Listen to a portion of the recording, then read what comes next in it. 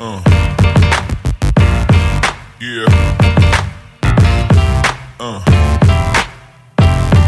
Yeah. So for those that have been around the channel for a little bit, you know I have a tendency to play with smaller machines, whether it be pit bikes, Chinese ATVs, that stuff. I mean, I do have full-size legendary four-wheelers, like my Honda 250R, 400EX, 300EX. I'm building a hot rod, but I still enjoy little machines. And that's what this is. This is a Thumpstar 140. It's got the electric start motor, which makes this one the one I wanted.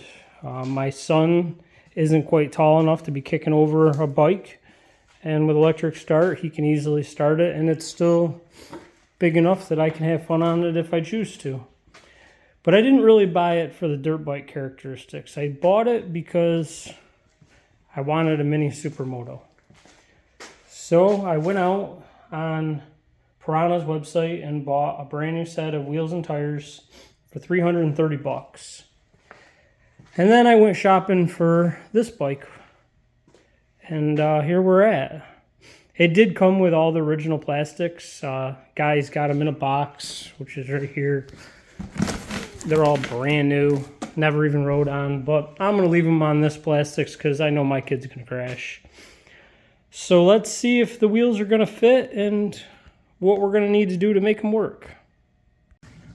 So with the bike up on my Harbor Freight lift table that I swear by, it's going to be a 19 millimeter for this nut and a 5 millimeter for the four Allens.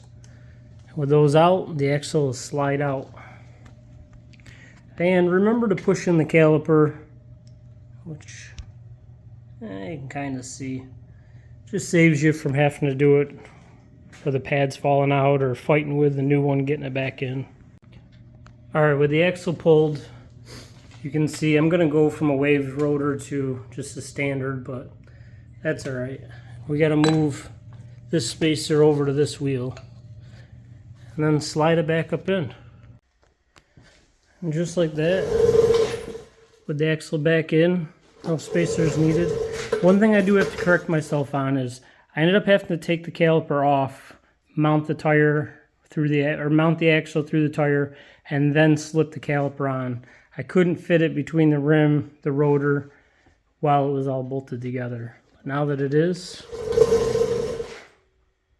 onto the back. The back's fairly similar. There's a cotter pin right here that you got to take out. And then this is a 30 millimeter nut. Crack that loose. Take this off to get the axle loose. Now the important thing with the rear is there's spacers. There's that one, there's this one. There's also this one up in here. And you don't want to get them confused. You want to keep them in organized the way they should be. But yeah, we'll get this axle pulled out and this tire off and see where we're at. I ran into my first snag. You see, I didn't realize it, but Thumpstar went to a 20 millimeter axle instead of the 15 millimeter axle. So this big axle is not going to fit. So I'm going to have to either get a different hub and relace it, which I don't want to do because I'm not real good at lacing rims, or try to find different bearings and seals, which probably is going to be impossible. So I'm going to end this video with that. Unfortunately, we're not going to be able to take our first rip, but you get the idea where we're going with it. I'm going to try to find a smaller front fender. That one looks pretty ridiculous.